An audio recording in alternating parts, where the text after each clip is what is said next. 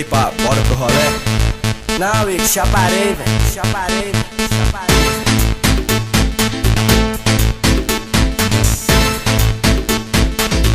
Eu pichava assim e curtia muito, eu me lembro bem de cada segundo. Eu pichava assim e curtia muito, eu me lembro bem de cada segundo. Antigamente a noite caía, eu saía de rolê, pulava o portão de tala na mão. Tu sabe como é que é, um bolo de 30 cheio de tinta.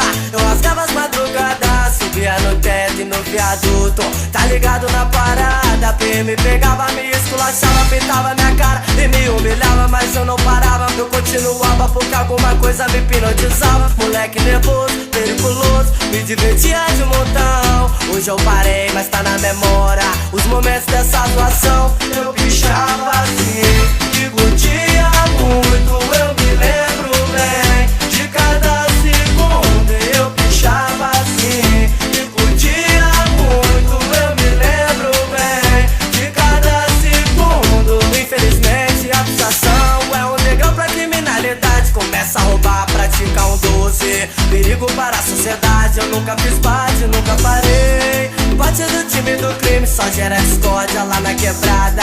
Quero que isso tudo termine, eu leio os muros, vejo os hip-hop. Os moleque na atividade, me lembro do tempo que eu detonava. Fico morrendo de saudade. Eu pichava assim